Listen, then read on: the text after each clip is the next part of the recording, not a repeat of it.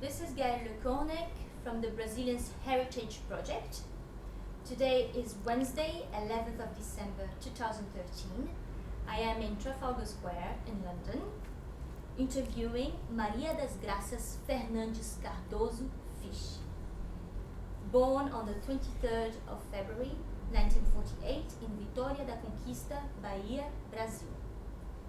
Aqui é a Gaëlle Lecornec do Brazilian Heritage Project. Hoje é quarta-feira, 11 de dezembro de 2013. Eu estou em Trafalgar Square, em Londres, entrevistando Maria das Graças Fernandes Cardoso Fisch. Maria, M-A-R-I-A, das, D-A-S, Graças, G-R-A, cedilha A-S, Fernandes, F-E-R-N-A-N-D-E-S, Cardoso, C-A-R-D-O-S-O, Fisch, F-I-S-H. Nascida em 23 de fevereiro de 1948, em Vitória da Conquista, Bahia, Brasil. Graça. Alô. Como é para você morar em Londres hoje? Eu adoro Londres. Morar em Londres hoje é talvez até melhor do que quando eu cheguei. Eu gosto muito de Londres. É uma cidade muito hospitaleira para uma cidade do tamanho que é. E eu tenho o privilégio de ter uma vida anglo-brasileira. Tem que perguntar mais? Você tem que perguntar? Eu vou falando.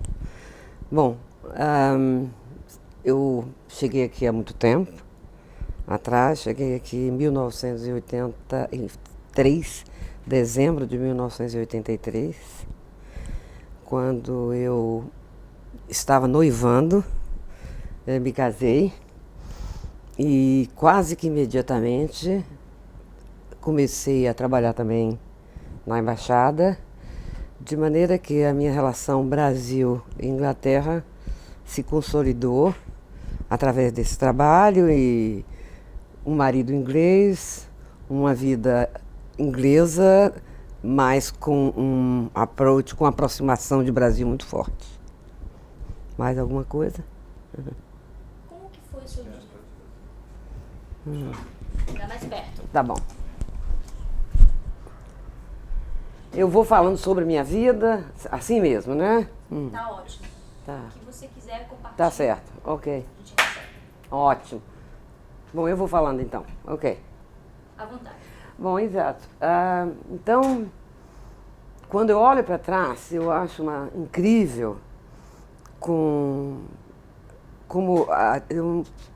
até um ato de, eu não diria coragem, mas de aventura muito grande que eu não sabia que tinha dentro de mim. Eu trabalhava no Brasil, eu já era uma profissional, trabalhava com um outro ministério, Ministério da Indústria e Comércio e posteriormente Agricultura, na Bahia, de onde eu sou, na área de cacau.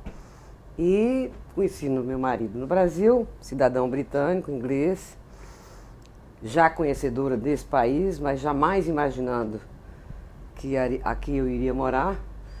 Eu me apaixonei, começamos a nos ver lá e cá, eu vim aqui na Inglaterra, ele ia ao Brasil, isso em um ano, e depois casamos. E eu vim de vez para aqui. Nesse momento eu estava muito preocupada, porque eu ia deixar um trabalho, eu era assessora de comunicação social, já tinha um trabalho de um certo, entre aspas, status, e tinha que começar tudo de novo. Cheguei aqui, já conhecendo Londres, mas é uma outra Londres quando você chega para viver. E aí foi que rolou assim um medo, né? Deixei tudo lá e agora, além do mais, trazia uma carga que eram 2 filhos.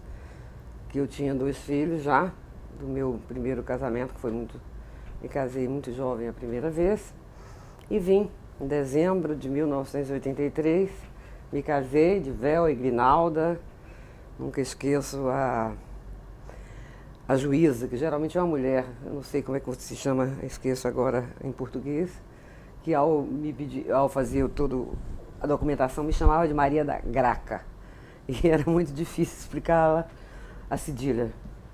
E aí me casei e disse, e agora, o que eu vou fazer? Bom, eu vou procurar um emprego. Então fui para a City, E naquela época, believe, não acredito ou não, a Inglaterra era extremamente chauvinista. Então, a mulher, embora você tinha dois tipos, aquela mulher poderosa, lá Margaret Thatcher, mas com um perfil mais talvez até masculino no sentido político, ou então era secretária. E eu fui para a City, e a primeira entrevista que eu tive, querendo trabalhar no mercado de commodities, na área de comunicação, eu fui convidada para ser secretária. A senhora trabalha como secretária e faz um pouquinho de PR, porque relações públicas naquela época era quase nada na Inglaterra, o que mudou muito. E eu disse, não, eu não vou ficar no emprego desse. Também não queria trabalhar com meu marido, que tem uma empresa de previsão de mercado futuro, que eu falei, não, com o marido não dá, e eu preciso trabalhar, eu não poderia viver sem trabalhar. Aí eu disse, eu conheço alguém na embaixada, eu vou tentar. Eu liguei para a embaixada e para a missão econômica, que na verdade era a turma que eu conhecia de diplomatas no Brasil, era através do meu trabalho na área econômica. E na época o conselheiro me disse, eu sinto muito, Graça, aqui tem uma vaga de recepcionista, é a única coisa que a gente tem. Eu disse, eu faço qualquer coisa, eu não posso ficar sem trabalhar. E a ideia de trabalhar com o Brasil, para mim, era maravilhosa. Então eu comecei a trabalhar de telefonista, recepcionista, na missão econômica, chamava na época Rebrason. Só posteriormente que eu fiz um concurso. Bom, aí comecei a trabalhar, era muito divertido, era muito calmo, era completamente diferente, foi uma forma, inclusive, de me disciplinar, porque a partir daquele momento eu voltei. Eu na minha vida nunca tinha sido recepcionista, telefonista, e fui com muita honra e aprendi muito. Inclusive tenho hoje o dom de conhecer qualquer sotaque, qualquer accent, que porventura alguém fale comigo ou no telefone ou pessoalmente.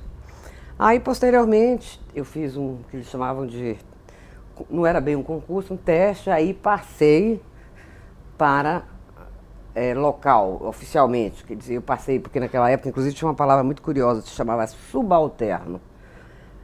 A profissão tinha essa terminologia, que, diga-se de passagem, eu reclamei e até desafiei de uma certa forma, fiz uma carta para Brasília na época, contestando que todos, ou somos todos subalternos, ou ninguém é subalterno, porque a palavra para mim era, de uma certa forma, uma palavra quase pejorativa, né?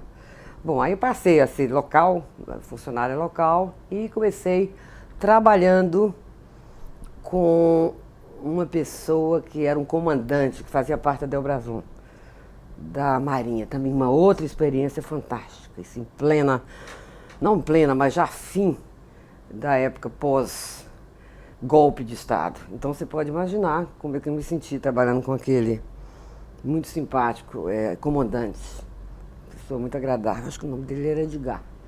Aí depois disso, eles fecharam a missão e eu vim para a embaixada. Vim para a embaixada, fiquei um pouco trabalhando como secretária, que também nunca fez o meu perfil, mas imediatamente eu passei para o setor cultural. Aí foi o meu mundo, porque dentro do meu trabalho no Brasil, eu também fazia toda a promoção cultural da organização que eu trabalhava. E aí, paralelo a isso, eu me juntei a uma organização chamada Brazilian Contemporary Arts, BCA, que era uma organização sustentada pelo Arts Council, e que dava todo o backup, empenho à cultura brasileira, a promover a cultura brasileira. E então foi maravilhoso, porque havia uma junção, embaixada, BCA, e uma época que o Brasil ainda praticamente existia, mas ninguém conhecia ninguém, e foi quando nós, através do Arts Council, não havia dinheiro brasileiro envolvido, trouxemos vários nomes, vários talentos.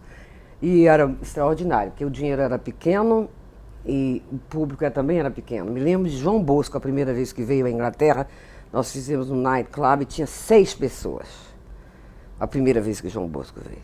Aí foi crescendo, e posteriormente, Jorge Ben, e tinha a Edna Crepaldi, que era antes, primeiro foi O BCA foi fundado até por um alemão residente, casado com uma brasileira. E aí a gente foi crescendo, o entusiasmo também foi crescendo, e tudo era a ver mais com música. E nós começamos a planejar, a sonhar coisas maiores. Paralelo a isso, o Cultural da Embaixada. Na Embaixada era extraordinário, porque não tinha ainda internet. Então, o meu setor eu chamava o céu é o limite, porque tudo aparecia. A gente tinha que atender, embora existindo consulado, mas grande parte do público não tinha internet. E havia mais... quer dizer, a prioridade no setor era realmente essa, como é até hoje, mas naquela época era uma coisa mais física até. A gente tinha que ajudar a promover a cultura brasileira dentro daquelas limitações.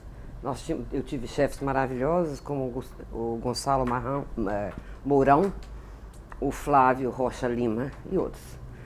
Bom, e paralelo o BCA. E eu tenho orgulho de ter sido parte, essa época da minha vida, digamos assim, intelectualmente não seria a palavra, mas foi uma época maravilhosa, culturalmente falando. Então nós fizemos uns festivais, que para você ter uma ideia, primeiro foi o Festival da Bahia. Freud explica, não tem nada a ver comigo, na verdade a ideia era geral. A ideia era geral e nós fizemos, aí conseguimos vários parceiros, foi uma coisa de mais de $1 milhão. Trazemos a Mangueira, os Doces Bárbaros, o Royal Festival Hall lotado. Foi uma coisa assim, divina, fantástica, com grande apoio do setor cultural da Embaixada. Eu tirei férias na época, porque eu tinha que estar à disposição e não podia em nenhum momento, digamos, nada disso eu jamais fiz durante meu horário de trabalho. E foi um sucesso absoluto. A Gal, a Bethânia, o Gil, o Caetano, eu nem me lembro, não vou me lembrar de mais alguém que agora me fugiu, e a Mangueira.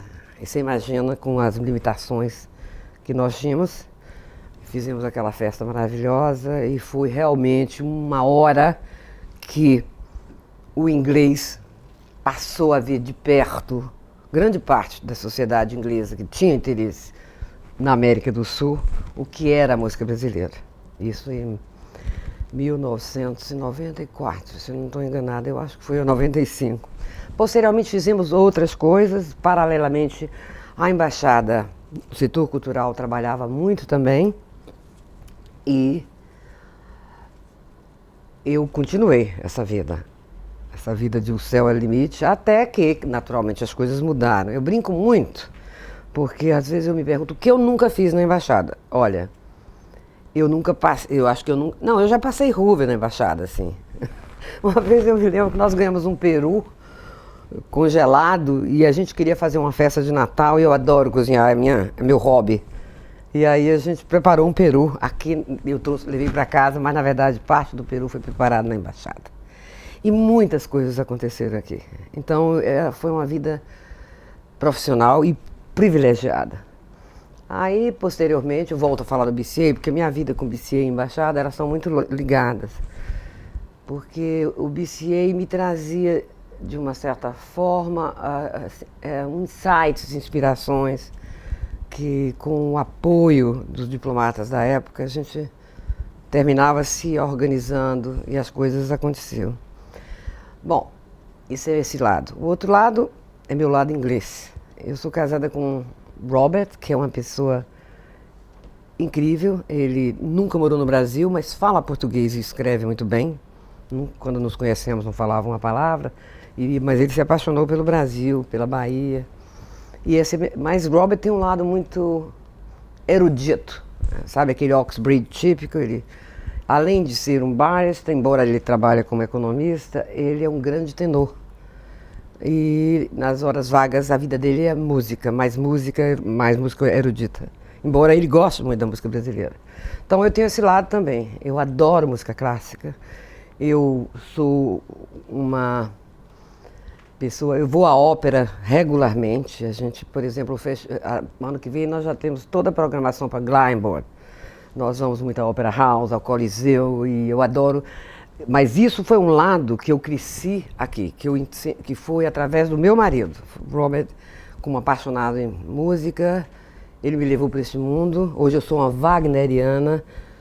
Adoro também Richard Strauss. Quer dizer, são contrastes que vocês vão dizer maluca, né? Porque eu gosto muito também. Eu adoro Caetano e gosto da Mangueira e gosto de samba. Mas eu acho que isso é um privilégio de ser brasileira, essa multiplicidade de gostos. Não é? Eu acho que é isso que me fez assim. E é isso, morar em Londres. Meus filhos foram criados aqui. Hoje, meu filho mora no Brasil, minha filha, embora mora aqui, mas agora está no Brasil. E eu continuo na embaixada for the time being. Eu acho que já são 30 anos, é muito tempo. Mas agora a vida está diferente. Nós temos imensos talentos novos. Londres mudou muito. A minha Londres de ontem é a Londres de hoje, embora eu continue gostando. Mudou muito. Existia, por exemplo, vamos falar da comunidade. Das comunidades, o inglês era mais, eu me lembro até que era um caso quase de psicanálise. Eu me sentia abandonada, sozinha, aquele metrô escuro, aquelas ruas. Embora Londres tenha esse verde todo, mas tinha um lado assim muito pesado. E eu, naquela época, o brasileiro que vivia em Londres era tinha um outro perfil. Era um brasileiro, geralmente eram os estudantes que estavam aqui fazendo curso de inglês, e tinha a comunidade de expatriates e os diplomatas. Então era muito menor a comunidade que é hoje. Era um pessoal, inclusive os grupos eram menores, as pessoas se conheciam muito. Mas depois, então eu diria que inclusive tem fases diferentes. Né? Essa foi a primeira época, a primeira fase. Nos anos 80, ainda alguns exilados, porque eu me lembro quando Tancredo morreu, quando terminou-se a ditadura no Brasil, eu já estava trabalhando aqui. Me lembro até da missa que eu fui, a missa do Tancredo, a missa de 7º dia do Tancredo, a embaixada organizou a missa. E aí nos anos 90 as coisas mudaram um pouco. Então você já via um outro tipo, quer dizer, independente naturalmente das pessoas que vêm para mestrado, para doutorado. Mas nos anos 90 a coisa já era um pouco diferente. Você já via que já começava-se quer dizer, eu começava a perceber um grupo um pouco diferente. E no fim dos anos 90 foi quando houve aquele boom de brasileiros que vinham com passaporte italiano, aí já vinham jovens e já vinham algumas famílias.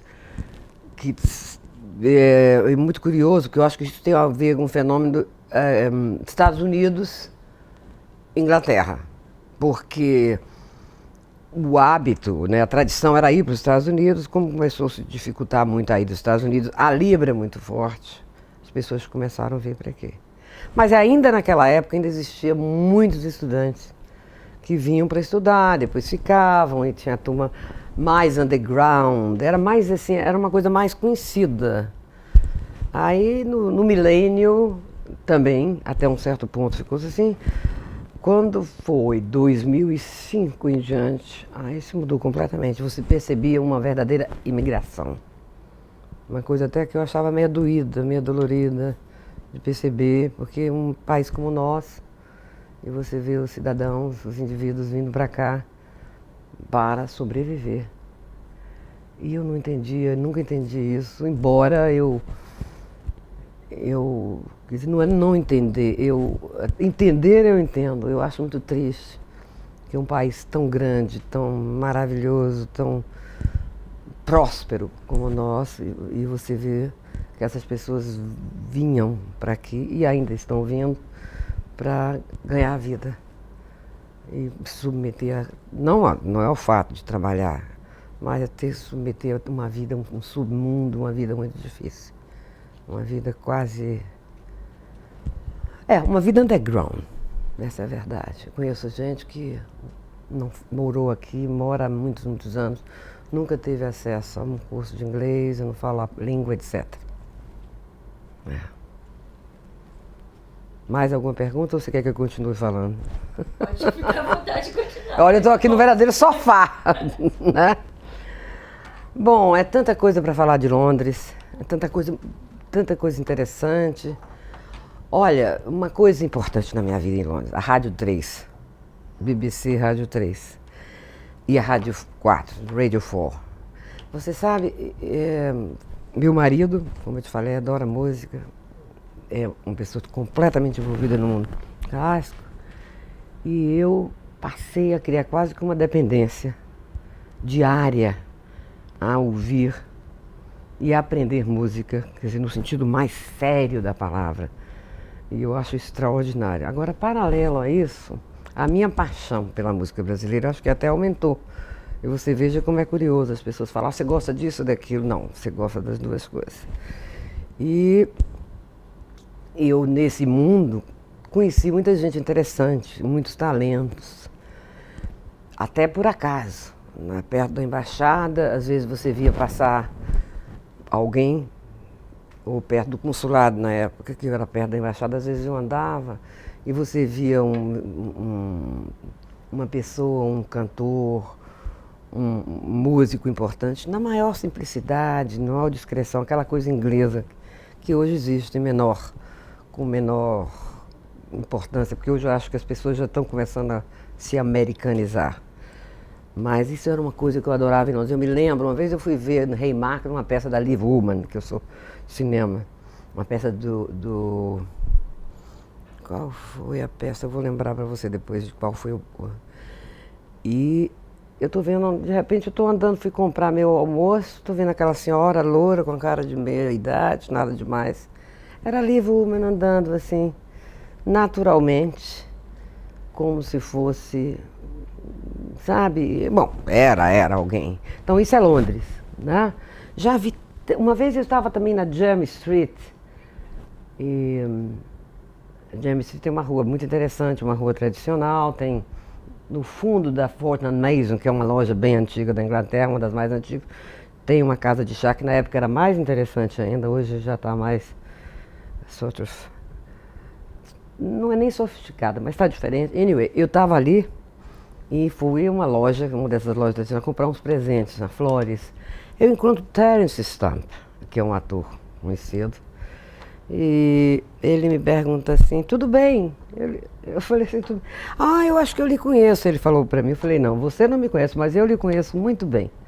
Então isso é Londres, quer dizer, no meu bairro também onde eu moro é a mesma história. Você encontra milhares de pessoas e não existe aquele ego. Não existia, eu acho que até hoje ainda não existe muito. Isso é um lado que eu adoro em Londres. Outra coisa que eu gosto muito em Londres é aquela coisa da individualidade. Você pode se vestir da forma que você quer. Eu adoro me fantasiar, então cada dia você põe a roupa que você quer. Cada dia você... E ninguém... Eu me lembro da época dos punks, que eu achava fascinante. E não significava, embora eles fossem, de uma certa forma também, um lado... a parte da sociedade, eram contestadores, mas eu nunca esqueço conversando com um punk, que foi namorado da minha filha, com aquele sotaque, aquele plum accent, posh accent, que é assim, eu não pode nem... Isso é Londres, um punk todo vestido, cheio de todas aquelas coisas coloridas, aquelas argolas, aquelas coisas, mas falavam inglês puríssimo, e bem... como se chama o plum accent, né? Que é aquele inglês que você diz, tem uma mecha na boca quando você fala. E tem outras coisas muito engraçadas, os tipos de brasileiros, né? Tinha uma comunidade brasileira que adora Londres. Tem um grupo de brasileiros, tinha e tem, mas naquela época era mais, que odiava o Brasil. E então eles passavam-se, entre aspas, em inglês, pseudo-ingleses. E aquilo até hoje me irrita profundamente. E do sotaque, do accent, né, que eles tentavam imitar o sotaque inglês, e alguns submetiam até a locution, né, o curso. E claro que eu, com boa orelha que tenho, te digo que já sabia logo que não era, e aquilo me irritava profundamente, aquela coisa de abrir mão da origem. Isso é uma coisa do meu povo que até hoje me incomoda muito, né? Porque a coisa que eu tenho mais orgulho é do meu sotaque. Além do mais, eu quero que seja baiano e que de vez em quando entre um oxente. Pois era um lado engraçado, dentro dessa comunidade que eu vivia aqui há muitos anos. Hoje é menor, porque tem muita gente, mas era uma coisa típica, né? Ah, você é do Brasil. E tinha uma outra coisa muito curiosa, a coisa do meu marido é inglês.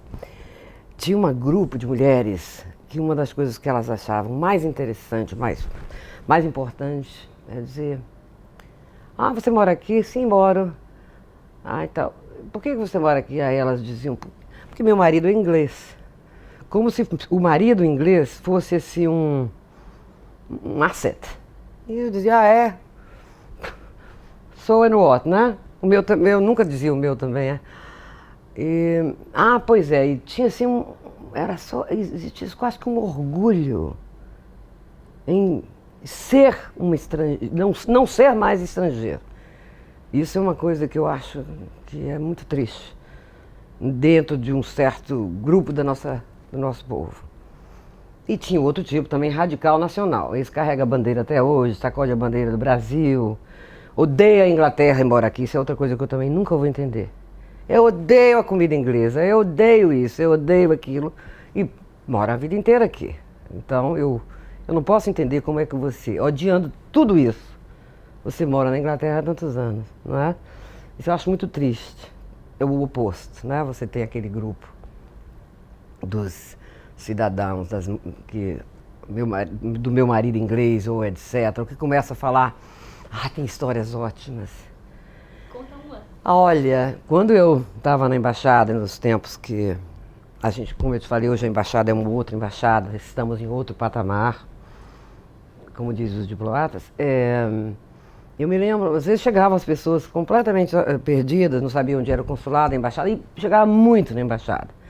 E muitas vezes chegava um brasileiro, nesse caso foi uma brasileira, eu quero falar com alguém que fala português, assim, como se tivesse dificuldade em falar o português.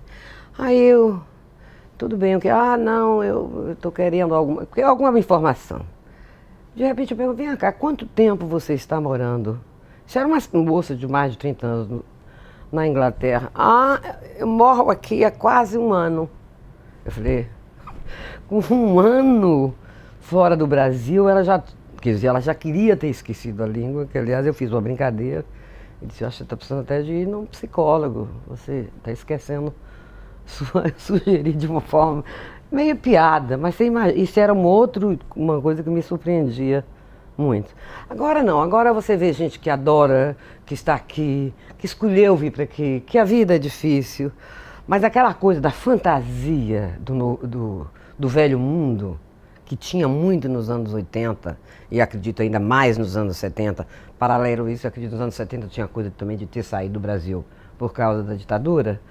Isso hoje é muito pouco, sabe? Eu quero o velho mundo porque eu vou conhecer, porque eu vou a Highgate ver o túmulo de Marx, era uma coisa assim, parte do estudante brasileiro, sabe? Ver a rainha, claro. Bom, tinha o turista que vai ver Madame Tussauds, que aí já é outra história, mas isso que eu quero dizer. Então você tinha aquele grupo extremamente curioso, né? Você sabe que tem o Museu de Freud, também Freud viveu aqui, e você tem tantas coisas para você ver aqui, independente, claro, da rainha, do Buckingham Palace, etc. Então durante esses anos todos eu convivi com muitos tipos de brasileiros. E gente maravilhosa eu convivi com pessoas assim, que algumas já morreram. Eu tinha uma colega que foi a funcionária pública mais antiga do Brasil, chamada Raquel Browne. Ela trabalhou comigo até os 90 anos, a dona Raquel. E naquela época o cultural tinha 2 pessoas, hoje é diferente. Então a dona Raquel, por exemplo, é um exemplo. Ela veio para a Inglaterra antes da Segunda Guerra Mundial. Então, o marido dela foi o fundador do BBC World Service, chamava-se Heitor Browne, era um grande pianista também. E ela contava: Graça, mas você sabe, eu tenho uma saudade da Segunda Guerra. Como, dona Raquel? Na Segunda Guerra, sabe o Savoy, aquele hotel maravilhoso? Eu fiquei lá Quando tinha ameaça de bomba, a gente ia para o basement, para o underground, e aí a gente tinha umas orquestras e a gente dançava. Então, ao mesmo tempo, Dona Raquel conheceu Neruda, conheceu Picasso, conheceu aquele do bigode, ai meu Deus, Salvador Dalí. E conheceu, claro, conviveu com Vinícius, quer dizer, essa época toda foi. Eu não tive esse privilégio, mas tive o privilégio também de conhecer outras pessoas. E quando, através do BCA, por exemplo, nós fizemos aqui um movimento cultural no ICA, que é o Instituto de Cultura que tem aqui na Inglaterra, em Londres, e trouxemos o Jorge Amado, o Pierre Verger, o Caribé, a mãe Stella, que era da parte do candomblé, uma parte assim, etnocultural brasileira. E nós fizemos um seminário muito interessante, com a participação de todos esses. Tinha também o Antônio Olimpo, que morava aqui, e a Zora, a mulher do Antônio Olimpo, e o Fernando Sabino, conheci muito de perto. Enfim, a gente tinha acesso a essas pessoas, e dentro de aquela coisa do estrelismo ou da celebridade. Eram pessoas que dividiam o conhecimento. Era uma época que o conhecimento era dividido, coisa que hoje acontece, mas em qualquer lugar do mundo em menor quantidade. O conhecimento hoje passou a ser um asset para... não é um indivíduo, né? É a própria sociedade que criou essa coisa da celebridade. E todo mundo é celebridade quando você faz alguma coisa, e dificilmente você tem acesso a essas pessoas, a não ser através dos produtores, através dos empresários, e você com isso perde uma grande parte do prazer de conhecer, de saber mais dos indivíduos. E outra coisa também que em Londres eu cultivei, eu sempre gostei muito de cozinhar. Desde menina, minha mãe não me deixava cozinhar, então por isso eu gostava muito de cozinhar, porque eu não ia, era proibido de entrar em cozinha, essa coisa de casa grande baiana. Mas aí sistematicamente eu cozinhava e cozinho. E comecei a pesquisar comida brasileira, principalmente a comida baiana, mas a comida brasileira em geral. Hoje eu já vou em outro mundo, eu já pesquiso hoje comida do mundo inteiro. E tive o privilégio também de ver as coisas mudarem. Hoje em Londres você pode cozinhar qualquer comida, tem todos os ingredientes que você tem em qualquer lugar do mundo. E durante um tempo na embaixada, quando foi feito um grande festival na Selfridges, a parte culinária ficou comigo. Quer dizer, eu fiquei encarregada de acompanhar a chefe, que era Dadá, com 13 baianas, que eram as cozinheiras. E foi um trabalho também fantástico. Foi um trabalho difícil, que eu tive que fazer a tradução de todas as receitas, tive que acompanhar todo o pessoal, tinha as masterclass todos os dias e eu tinha que ir ali cozinhar com a Dadá, mas eu adorei. E foi muito engraçado, porque era tudo Rio, claro, Rio, o Corcovado, o Redentor na frente da Selfridges. Aí eu escrevi para um amigo meu no Brasil, embora o Redentor estava na frente da Selfridges, mas quem mandou foi o senhor do Bonfim, porque eles vendiam mais de 4.000 acarajés por dia. Então esse é o lado que eu adorei e adoro. Adoro as feiras londrinas. Você não tem ideia de como elas são, etnicamente falando, variadas. Você encontra tudo. E uma outra coisa, tem tanta coisa que eu gosto, mas gosto de voltar.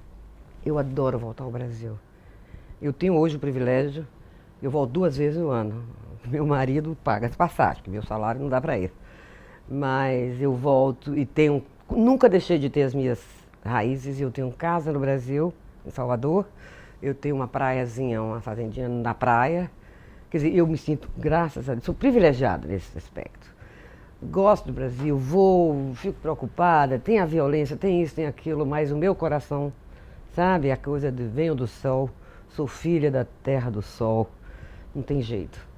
e adoro voltar, mas adoro estar aqui. Então eu diria que eu sou realmente privilegiada nesse sentido. O que você sente mais saudade do Brasil? Olha, o aconchego, essa palavra aconchego, sabe? Talvez porque eu venho de uma família muito grande. Eu, embora tenha vários amigos que têm uma relação com o Brasil muito difícil, eu, às vezes, tenho uma relação de ódio e amor. Eu tenho dias na vida que eu tenho ódio. Lógico, quem não tem ódio dos políticos brasileiros? Muitos deles. Mas eu tenho uma esperança, eu não sei porquê. Por exemplo, eu acho uma coisa engraçada, até já escrevi sobre isso uma vez e deixei em algum lugar. O avião, antigamente, hoje eu vou direto para Salvador, mas eu parava no Rio antigamente. Você tinha Varig que parava no Rio, trocava de avião. Você entrava no banheiro para trocar de roupa, você vinha servente, ela já sorria para você. Então eu me lembro uma vez uma mulher grávida, com aquela barriga enorme, limpando um banheiro, limpando um lavabo, mas ela estava sorrindo. Entende? Então isso, para mim, era a diferença, é a diferença. Claro que isso talvez seja até romântico eu dizer, mas não, tem sim as pessoas, e principalmente no Nordeste. Olha, tem muitas pessoas sorriem mais. E tem histórias assim, eu posso te contar casos reais, eu conheço pessoas. Eu tenho uma moça que trabalha para mim no Brasil, é com uma grande amiga minha, Carmen, quando eu vou lá ela trabalha, normalmente ela toma conta do meu apartamento. E aos domingos ela vai à praia, não tem dinheiro que faça com que ela deixe de ir à praia dela. Entende? Então, isso é uma coisa do Nordeste, né? Não sei se isso acontece em São Paulo na mesma proporção. Então, isso é que eu gosto do Brasil. Eu gosto muito como eu te falei, do aconchego. Tem o aconchego, I'm sorry, desculpe, porque tem gente que não acredita, acha que tudo isso é alienação, que isso, na verdade, é uma forma romântica de ver meu povo. Não. Eu tenho também consciência, por exemplo, da corrupção, tenho um pavor à política. Eu tenho um problema agora, quem eu vou votar, embora até gosto dessa presidenta, mas não sei até onde, eu não sei em quem eu vou votar. E, inclusive, na última eleição, eu votei em branco, porque eu não conhecia a presidenta, eu falei, não vou votar, eu votei em branco. Mas isso é muito difícil para mim, ver a corrupção, o jeitinho. Agora, tem o outro lado. Eu faço parte também de outra organização. Bom, o BCA acabou, a embaixada continua, e eu faço parte de outra organização com muito orgulho, que se chama ABC, Action for Brazil Children, que praticamente eu sou uma das trustees mais antigas. Foi fundada por Jimmy Page e Ed Mena há muitos anos atrás em Lençóis. Hoje é uma organização das maiores, eu acredito que seja a maior da Europa em termos de tamanho e fundraising e arrecadação de fundos.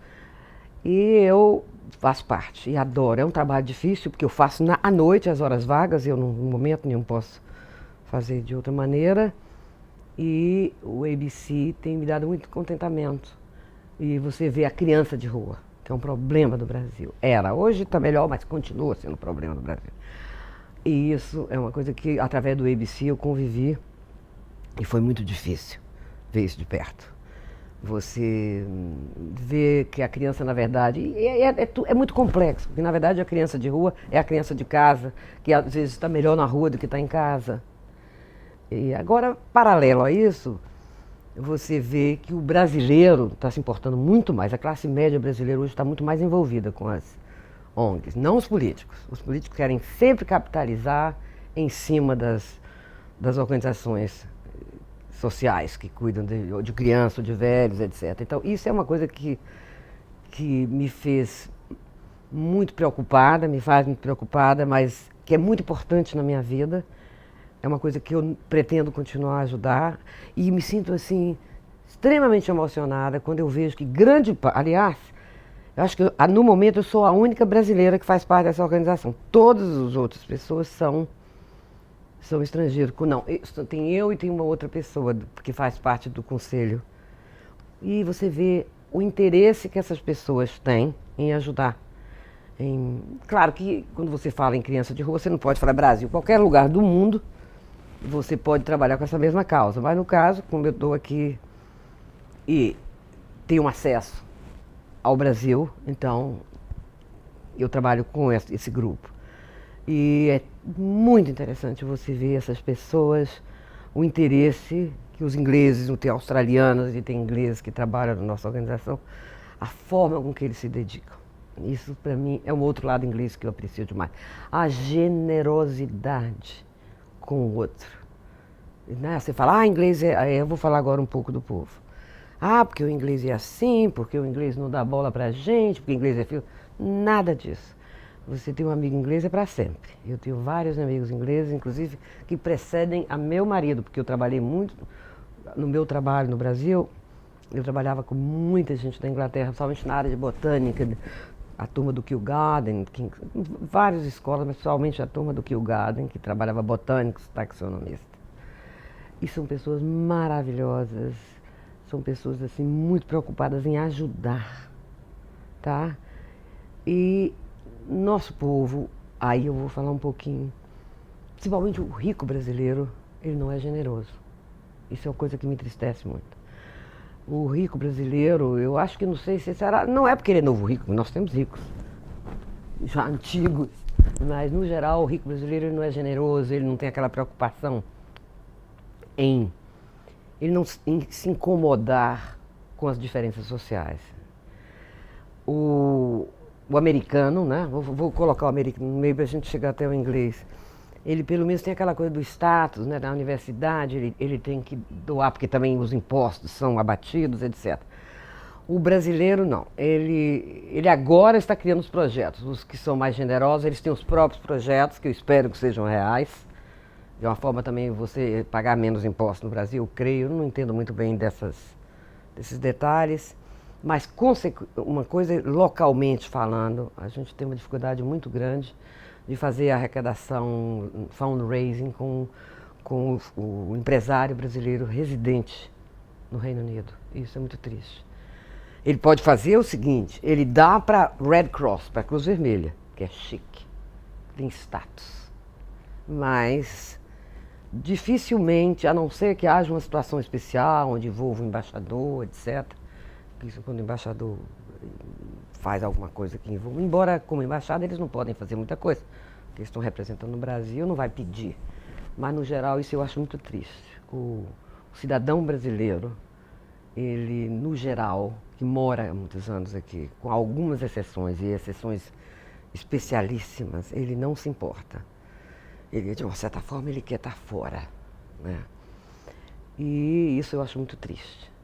Já o inglês, não só o rico inglês é generoso, mas a classe média e até as velhinhas que vivem de pensão.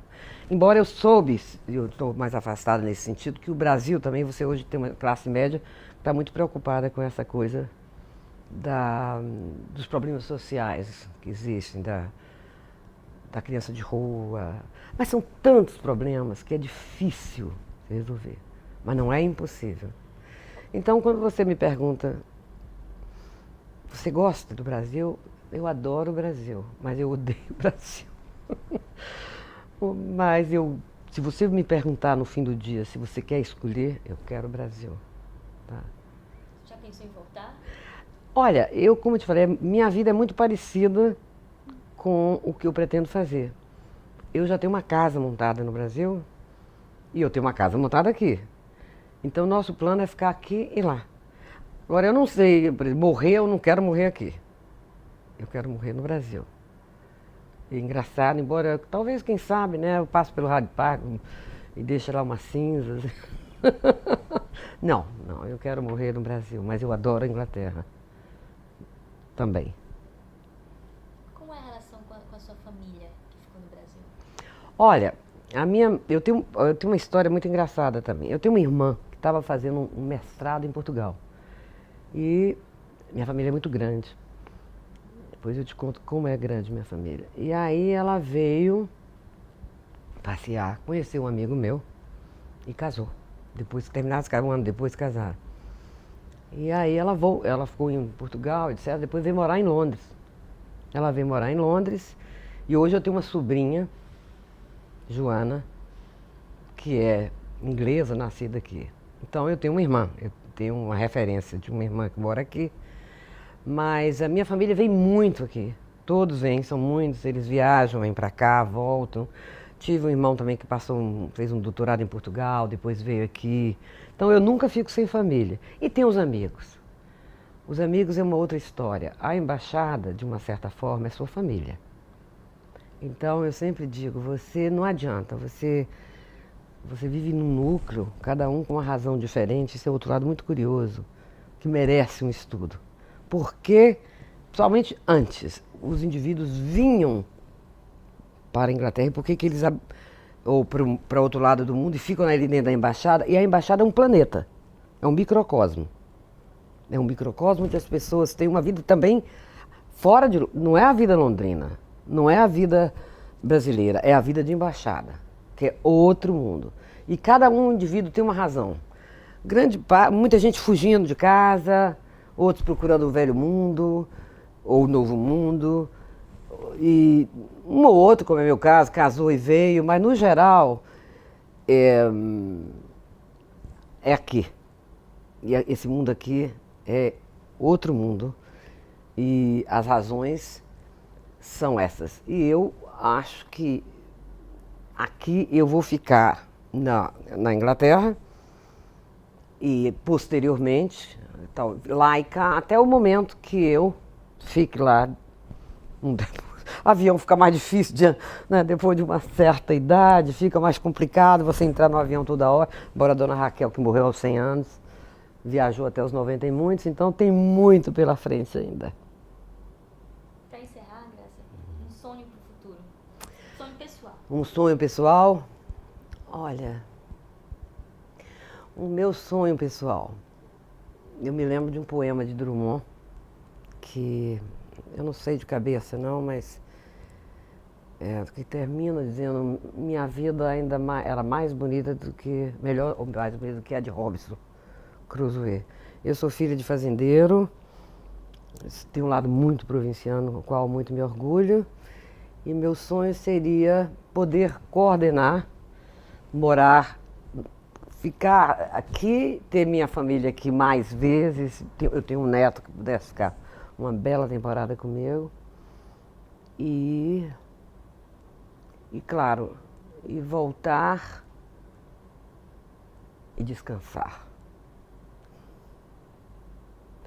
Mas se quiser perguntar outra coisa aí, diga aí.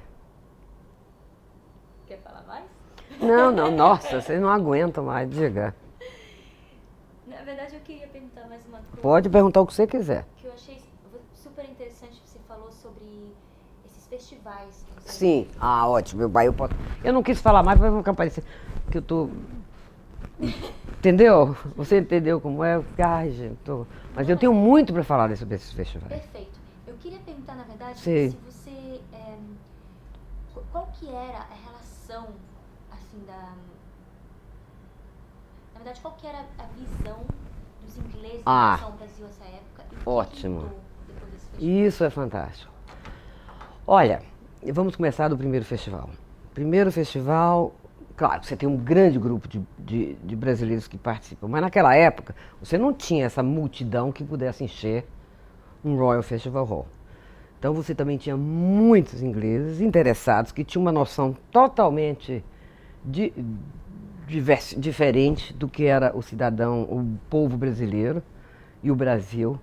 E eles ficaram absolutamente encantados ao ver, não só porque, por exemplo, esse primeiro festival que teve a Mangueira, que era carnaval, mas teve os Doces Bárbaros, e você vê a forma com que foi apresentada a música do Caetano, que já tinha cantado aqui, mas de uma forma muito fechada. O Gil já era conhecido através do Brixton. O Gil sempre teve, através da Jamaica, ele tinha uma relação forte com o Brixton. Caetano morou aqui, mas Caetano acho que fez 1 ou 2 shows aqui. Mas a Gal, por exemplo, com aquela voz cristalina, a Bethânia. Então foi uma coisa, essa foi a primeira approach. Jorge Ben, a BBC tinha um programa, eu acho que não era Panorama não, eu vou tentar, Ônibus. A BBC 2 tinha um programa muito sério, onde Edna Crepaldi, que foi também uma das fundadoras do BCA, fez uma entrevista na BBC com Jorge Ben. Jorge Ben foi uma coisa fantástica, e você vê paulatinamente, a música Mariala, o que foi usada no mundo inteiro, que era uma referência, passa a ser uma das referências da música brasileira.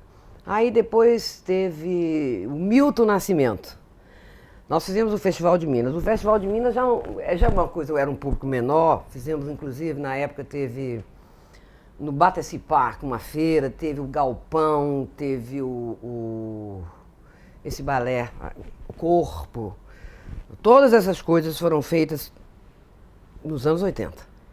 Foi a primeira vez que o Corpo veio aqui, foi através do BCA, o Galpão, o Milton várias vezes, o Chico. O Milton é uma estrada diferente, né? Onde ele tem uma relação muito forte com a música clássica. Eu sempre penso, não sei porquê, mas eu penso em Richard Strauss quando eu ouço o Milton, porque tem uma coisa de uma viagem, de uma profundidade, aquele silêncio da voz do Milton. Então, o Milton também foi se abrindo. E nós temos ingleses. Eu posso citar, por exemplo, um chamado John Armstrong, que, diga-se de passagem, ele é um advogado, mas ele trabalha como DJ. O John adora música brasileira, ele conhece música brasileira como poucas pessoas conhecem. E aí foi se crescendo esse interesse. Aí, finalmente, nós fizemos Since Samba Has Been Samba, desde que samba é samba. Aí teve um grande show da Bethânia, que ali foi aí eu me sinto muito orgulhosa, eu tirei férias, fui para Bahia, batalhei muito lá, meu sonho era trazer Bethânia para aqui, era meu sonho, aí eu digo porque foi o meu sonho, tive esse privilégio. E a gente apresentou a Bethânia no Drury Lane Theatre, e foi uma coisa fantástica. E eu me lembro de um inglês comentar a voz heróica de Bethânia, porque sem conhecer o português, né? Aquela forma de interpretar e tudo. E aí, depois disso, teve o Desde que Samba é Samba, que foi a última grande. Eu me lembro o Royal Festival Hall lotado. Eu vou lhe contar uma coisa muito engraçada que aconteceu num desses festivais. Ayrton Senna ainda era vivo e estava lotada, sold out, totalmente vendido. E eu me lembro que alguém chegou, graça, aquela agonia, olha, tem uma pessoa aí que está querendo entrar. Eu disse, olha, eu sinto muito. Eu não entendo nada de Fórmula 1 e na época também, muito menos, porque ele chama Ayrton Senna. Eu falei, tá lotado, mas espera aí, a gente pode fazer o seguinte, vamos ali. E finalmente, acho que ele entrou, não sei, até hoje eu não sei. Mas na verdade era assim, entendeu? Lotado. Aí foi quando teve esse grande festival que se lançou Virgínia Rodrigues. Nunca esqueço os reviews dos críticos. Maior 5 estrelas, eu me lembro do Guardian, não, foi o Times, elogiar, dizendo que a voz da Virgínia era que a Virgínia é o que se chama de um tenor feminino, das melhores apresentadas. Então a gente teve o privilégio de apresentar uma Virgínia Rodrigues à Inglaterra. Saiu críticas no Financial Times, não no Financial Times, no Guardian, no Times, e são coisas espetaculares. O povo veio mais uma vez para a gente. Depois, o Galpão também foi uma coisa lindíssima. Eu me lembro que eu chorei, porque era aquela coisa provinciana, trazer aquela música tão bonita para dentro do coração da Inglaterra, né, cultural, que é Londres. E proporcionalmente com uma plateia inglesa, porque, claro, tinha muito menos brasileiros. Não é como hoje você enche, eu acho que o Royal Albert Hall, você enche hoje com brasileiros, porque com certeza você tem muito mais brasileiro. O que eu lamento hoje é o seguinte, não que a qualidade da música brasileira eu não acho que piorou, eu acho que se acrescentou muita coisa ruim. Então em Londres hoje em dia existe um tipo de música que não é meu tipo de música, que vem muito aqui, que enche muito casa, mas não é meu tipo de música. Eu só espero que eles não deixem de trazer a outra música, a música séria. Mas nós temos um problema, é que é muito caro trazer um brasileiro bom aqui, fora que você não tenha certeza que vai encher uma casa de espetáculo, porque a nossa moeda hoje está muito forte, os cachês são imensos no Brasil, você paga... Por exemplo, todas as vezes que nós trouxemos esses grandes nomes, eles faziam grandes descontos, porque os cachês no Brasil são muito maiores do que aqui. E isso é muito triste. Mas esse é o lado que eu acho interessante. Musicalmente... e depois teve outra coisa muito interessante que aconteceu, isso já nos últimos anos, foram as orquestras. É muito difícil trazer uma orquestra aqui. E há uns 3 ou 4 anos atrás, e eu fico muito orgulhosa porque o maestro é de Vitória da Conquista, chama-se Ricardo Castro. Primeiro prêmio de Leeds, piano de Leeds, que você sabe, eu não sei se você... Leeds é o festival de piano mais sério de todo mundo. E o Ricardo tem a Youth, que é a orquestra baiana de música, que é a Youth Orquestra, que ele trouxe e 2 vezes de casa cheia, sendo que uma vez com Lang Lang no Royal Festival Hall, sem nenhuma participação local, eu creio. E isso foi uma coisa muito importante. Depois disso veio a Ozespa também, já. Então hoje até as orquestras brasileiras, a qualidade da música erudita, clássica brasileira tem melhorado muito. E isso parte graças ao fato do leste europeu ter mandado muita gente para ajudar a melhorar, a incentivar a música brasileira. E isso também eu acho muito importante. Isso já está acontecendo agora. Então a gente já tem agora uma coisa, provavelmente no futuro nós vamos mostrar muito mais a nossa música. A música clássica, contemporânea brasileira e alguns compositores. Bons compositores brasileiros clássicos. Nós fizemos também aqui uma coisa muito interessante, que foi o Carlos Gomes. Isso foi no Royal College of Art. A embaixada participou. Foi uma grande noite com Thomas Allen, que é um dos melhores barítonos ingleses, que cantou junto com essa homenagem a Carlos Gomes. Foi uma coisa assim espetacular também, feito com a BBC Orquestra. E foi através do... Quer dizer, houve uma participação forte da embaixada nisso. E muitas coisas, o setor cultural da embaixada participou ativamente. E tem participado, acredito eu, embora hoje eu estou fora do setor. Como que surgiram as ideias para esses festivais, esses espetáculos? Olha, a gente, na época, pensava o seguinte: temos que trazer individualmente, era mais difícil você conseguir apoio. O Arts Council sempre nos deu apoio. Aí chegou uma época que o Arts Council dizia o seguinte: nós só vamos trazer, ajudar vocês se vocês tiverem parceiros. Quer dizer, a embaixada sempre era um pequeno parceiro, no mínimo dava o apoio institucional. Mas aí a gente tinha que procurar parcerias maiores e tinha que trazer um grupo maior para justificar essa parceria. Tá? Na época, eu me lembro que a Odebrecht tinha uma empresa aqui, que era Teenage, eles ajudavam, pena que eles não estão mais aqui. Então o fundraiser, a arrecadação era feita dessa maneira. Mas grande parte do dinheiro era o dinheiro inglês. E isso, sem isso a gente jamais poderia ter feito. E a gente pensou o seguinte: em vez de trazer vamos trazer o grupo para mostrar, para dar uma...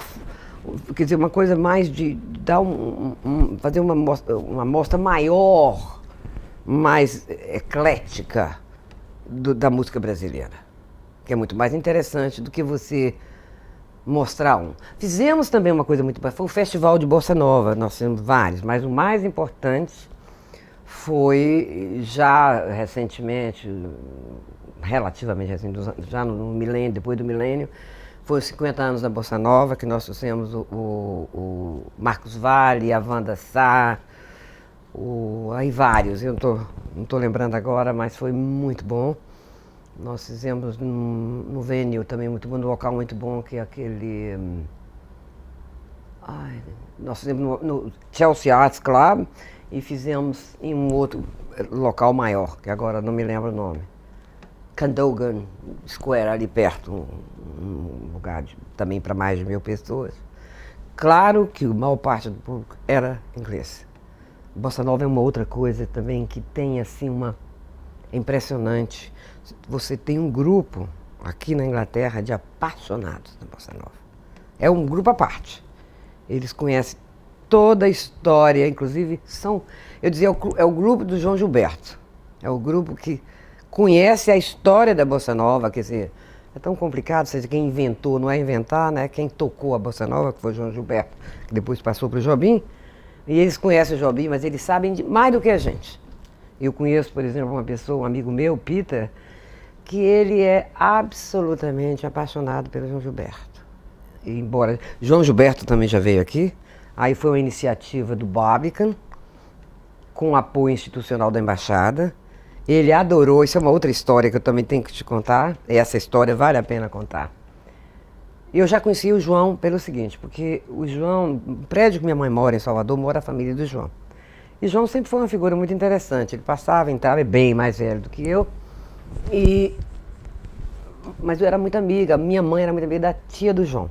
João chega aqui, João Gilberto, e eu fui buscar. Naquela época, eu tinha um privilégio, eu tinha um budget, que como funcionário eu pegava as pessoas dentro do avião, quando necessário, quando o diplomata não podia fazer. E eu fui buscar o João e me apresentei logo. Ah, me lembro de você, menina, gracinha. E aí entrou o João, fez o show, que foi maravilhoso, porque o João, você sabe, é uma incógnita, você nunca sabe se ele toca ou não. O show foi espetacular, ele tocava sem parar. Tá. Bom, aí ele me ligava o tempo todo, que era um privilégio para mim. Ele disse, Gracinha, olha, eu não estou gostando desse hotel. Eu preciso mudar de hotel. Ele estava no hotel perto do bar. Eu já tinha terminado o show. E ele estava com o problema da passagem. Porque foi uma época que tudo lotado e ele não conseguiu uma passagem de volta imediata para o Brasil. Eu falei, não tem problema. Eu conheci através do BCA, muitos contatos e tal,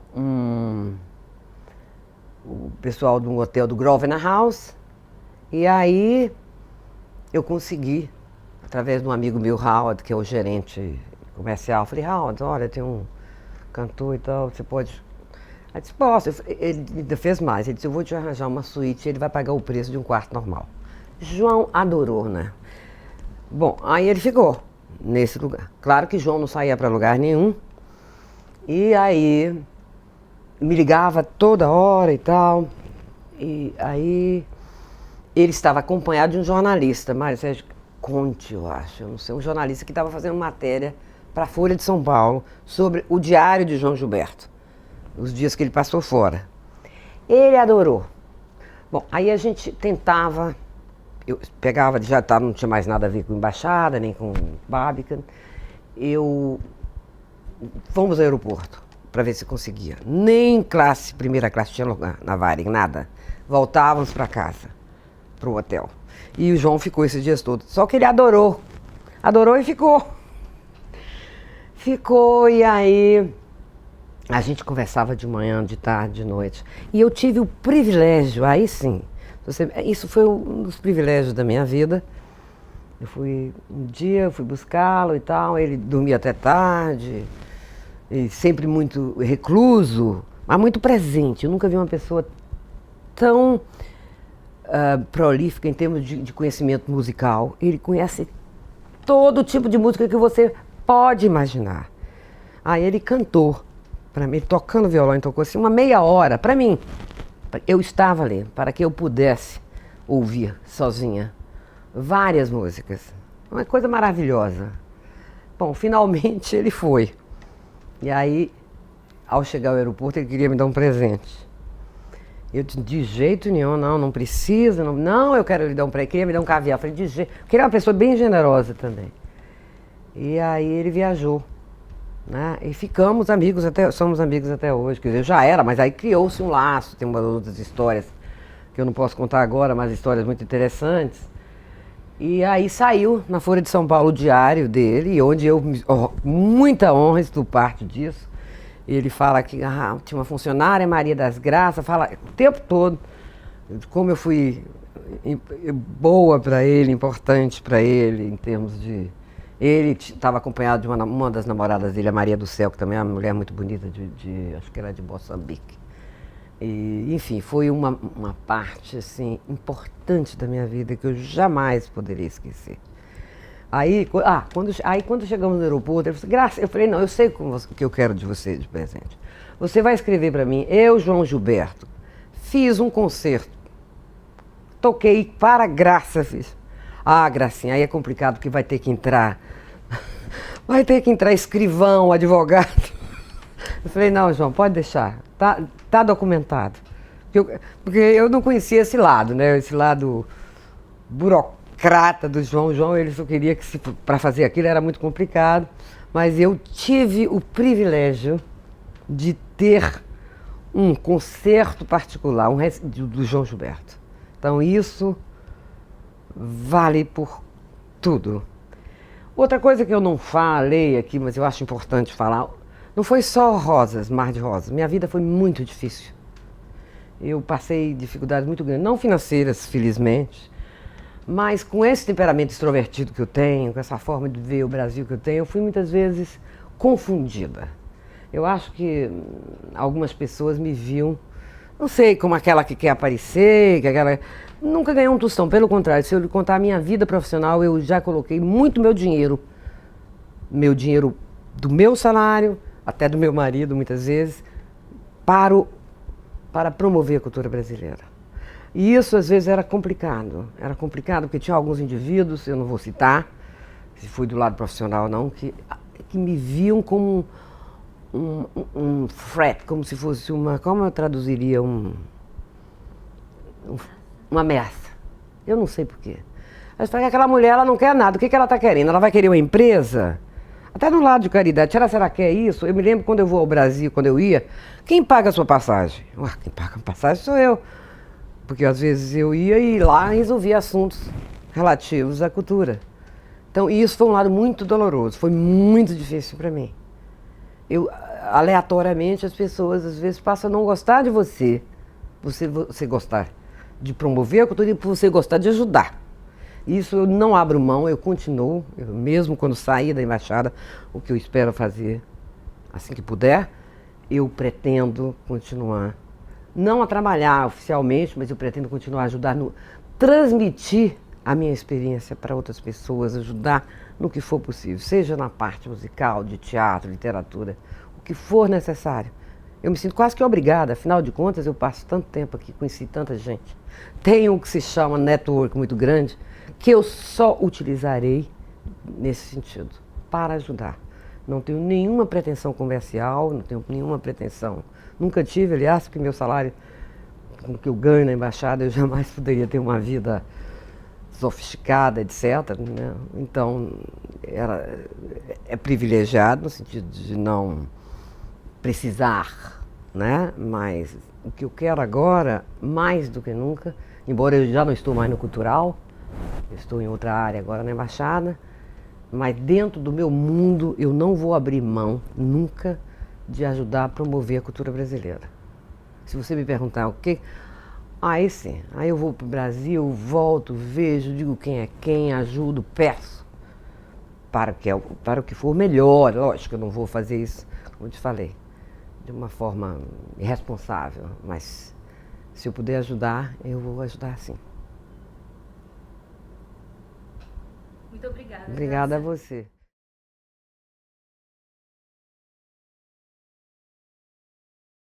Você podia falar para mim, por favor, seu nome, Uhum. profissão e como você se vê? Meu nome, conforme já foi falado, é Maria das Graças Fernandes Cardoso Fisch. Fernandes Cardoso, mãe, pai e marido Fisch. Eu não abri mão das minhas origens. O meu título na embaixada é Project Manager, gerente de projetos. A minha área sempre foi comunicação. Eu trabalhei muitos anos, quer dizer, eu trabalhei 7 anos no Brasil como assessora de comunicação social, depois vim para a embaixada, embora eu andei vários caminhos, mas intrinsecamente eu sou uma comunicadora, eu acho. Como eu me vejo? Olha, eu me vejo, eu tento trabalhar minha autoestima, não é fácil, mas eu às vezes me olho, eu me vejo uma pessoa que gosta de gente. Meu Deus é gente, eu adoro, quando eu viajo, onde eu vou, eu adoro olhar as pessoas, ver a vida das pessoas, conviver. E eu acho que basicamente eu sou isso, eu sou parte de um grupo. Nada especial, mas com as melhores das intenções. Acredito que ser bom, fazer bem é bom. Além do mais, é inteligente. Tenho um pavor a mau caratismo. That's it. A próxima é sobre migração. Uhum. Então, dentro de 1 minuto, Tá bom. se você puder responder a quanto tempo você vai falar, quanto tempo você está aqui, Sim. 6 anos, Hum, e como foi se adaptar a Londres. tá bem. Vamos lá. Ok, eu estou aqui há quase 30 anos. 30 anos. Há 30 anos. Certo, básico. Eu cheguei, como eu te falei, eu me casei, vim para aqui, já conhecia Londres, mas como turista. E foi difícil, aquela coisa, eu até fiz um poema uma vez sobre... Eu tenho um poeminha que eu escrevi muito bobo, mas que diz o seguinte, eu andando pelo Sorro, e aquela coisa escura, mas de repente, foi verdade, uma pessoa, estava assim, um cara vendendo umas flores e me deu uma rosa. Out of the blue, fora assim. Eu falei assim, não, eu gosto de estar em Londres. E aí é uma cidade cheia de contrastes. A imigração, eu não emigrei, mas eu sou imigrante, não deixa de ser, eu estou aqui há 30 anos. Tem mais alguma coisa que você quer que diga? Você lembra alguma coisa do poema? Eu lembro, olha, eu estava no Sorro andando, um Sorro de antigamente que era muito mais interessante. E era um dia que tinha fogo, coisa rara, né, hoje em dia. Hoje, por acaso, de manhã teve fogo. E eu estava sentindo para baixo. Eu tinha voltado de uma visita, eu tinha pego a Northern Line, que é uma linha muito pesada, escura. E eu estava péssima, sabe, assim. Lembrava daquela música, Venho do Sol, meu futuro é luz e calor, daquela... Lembrava do Mayakovsky, Brilhar, sabe, vinha tudo na minha cabeça. E eu estava triste. E acho que foi na Water Street, tinha uma feirinha ali perto no Sorro, eu andando assim, olhando, e de repente aquele era um velho e me deu uma rosa. Mas ele me deu assim, eu no poema diz, eu falo, andando nas ruas escuras de Londres, eu não me lembro, tenho isso escrito em algum lugar. Mas aí eu mudei, eu digo, não, sou feliz porque moro em Londres. Que foi uma coisa assim, foi um despertar. Quer dizer, a cidade e os seus contrastes, né? E isso ficou muito, muito forte na minha vida. Perfeito. Pode keep rolling, né? Pergunta bem simples. O que você mais gosta sobre Londres?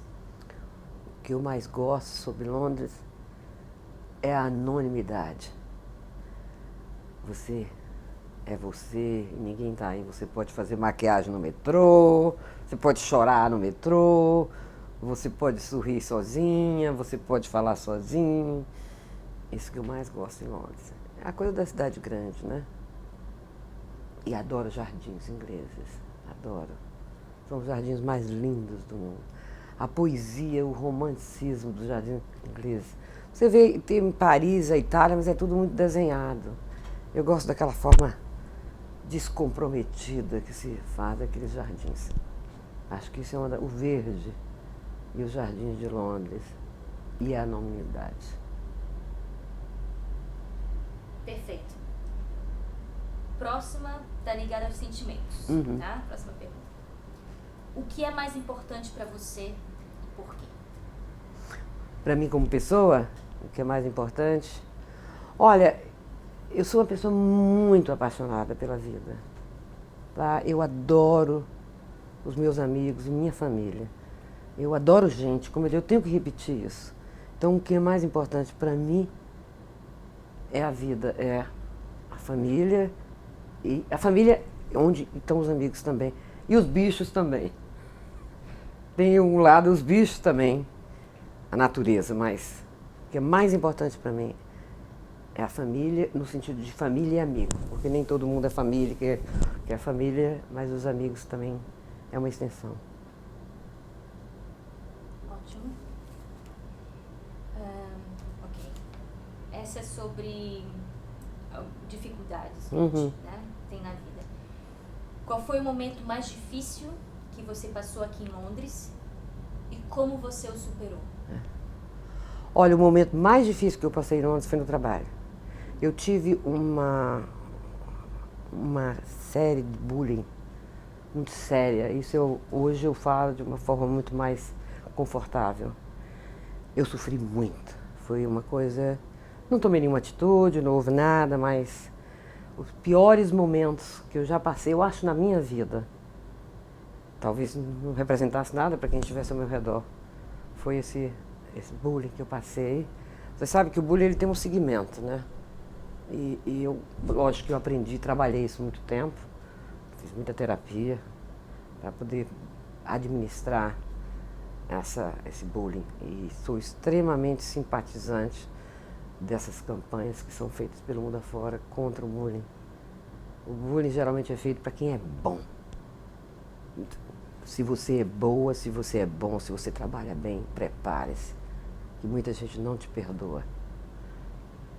Para mim foi isso. Olha, pode botar, viu? E a embaixada que tá entrando nesse aí, não faz mal. Viu? Deu para explicar? Não, deu. Ótimo, obrigada. Viu? Não, mas é verdade. Não, isso foi de muito divã, eu falo naturalmente. Não, entendeu? porque eu acho que é importante também para dar um exemplo de que claro. Se você não fala, porque não. às vezes é pior. Claro. Não, eu tenho que saber aqui já. Estamos acabando, mais duas. A próxima é uma aventura positiva que aconteceu com você aqui. Então, Graça, me conte alguma coisa diferente, única, que aconteceu com você em Londres. Deixa eu pensar, já aconteceram tantas. Bom, eu já te contei a de João Gilberto, mas aí já fui, né? Não interessa repetir. Pode repetir se quiser. Mas se você tiver alguma coisa única que só teria acontecido em Londres. Deixa eu pensar aqui, aí vocês vão me dar um tempo, né? Tá. Uma coisa bem legal. Já aconteceu tanta coisa comigo. Mas bem legal. Olha, tem uma coisa engraçada, né? Que é essa coisa de encontrar as pessoas na rua, né? Você encontra os seus heróis de uma forma totalmente descomprometida. Eu já encontrei essa história que eu te falei do Terence Stamp, encontrá-los.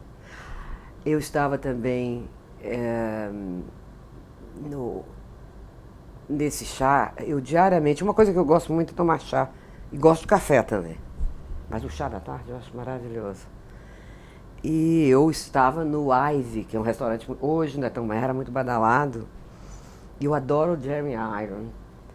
Então eu estava no Iron, sentada, jantando, e o Jeremy Iron estava em frente. E eu, bem assim em frente, aquele herói para mim, né? E meu lado, meu marido, que essa é a piada do ano, que mostra o caráter inglês dele, eu disse, Robert, olha quem está ali, o Jeremy Iron. Sou no outro, Graça. Então, por que você está tão... Olha, Dani, é o seguinte, te afasta um pouco. Porque eu quero que o Jeremy Iron me veja. E Robert naquela forma bem... nem sei que palavras usar. Graça, pull yourself together. Quer dizer, não, se manca. Que Jeremy Iron... Mas olha, eu tenho certeza que Jeremy Iron olhou para mim. Até hoje, eu tenho certeza de que Jeremy Iron me olhou e gostou do que viu. Foi ótimo, foi verdade mesmo. Pull yourself together. Já pensou? E a gente tá ali, eu flertando com o Jeremy Iron, né? Quer dizer, que eu acho muito curioso o que eles chamam de flerte, é outra coisa. As diferenças de palavras são muito curiosas, né? Quando você fala flertar em inglês é uma coisa, flertar em brasileiro é muito mais sério, né? Pronto? Ótimo. Aqui é mais descompromissado, né? O flerte aqui pode ser, você pode flertar com qualquer pessoa. É uma coisa mais de um seduzir e tal. No Brasil, flertar é um pré-namoro, é paquerando. Vamos lá, última pergunta. Sim. O que é a vida? A vida é aquela música, viver e não ter vergonha de ser feliz. Só que é difícil ser feliz, né? Também se a gente fosse feliz todo dia, não teria a menor graça, né? Pra mim a vida é isso, viver e não ter a vergonha de ser feliz. sempre digo que essa vai ser uma das músicas que eu quero que cante no meu funeral. Acho a vida um barato, apesar de ser muito difícil. Mas é bom. Graça, você tem um objeto na sua mão. Você podia descrever pra gente o que significa esse objeto pra você? O que é e o que significa? Olha, esse aqui é uma fitinha do Senhor do Bonfim. Digo de passagem, agora no Brasil tem várias fitinhas, mas essa me lembra muito o Brasil e a Bahia. Embora não é da cor do meu santo, essa aqui é vermelha, meu santo é Oxum, seria amarelo, certo? Mas cada vez que eu pego numa fitinha dessa, que eu tenho e essa eu guardo, eu me lembro da minha Bahia, do meu mundo. E quando eu estou em Londres, eu vejo alguém usando uma fita, porque às vezes você não sabe, acho que ele já esteve lá, ou ela já esteve lá. Então essa fita para mim tem um significado muito, muito grande de origem, de onde eu sou, de onde eu vim e para onde eu vou.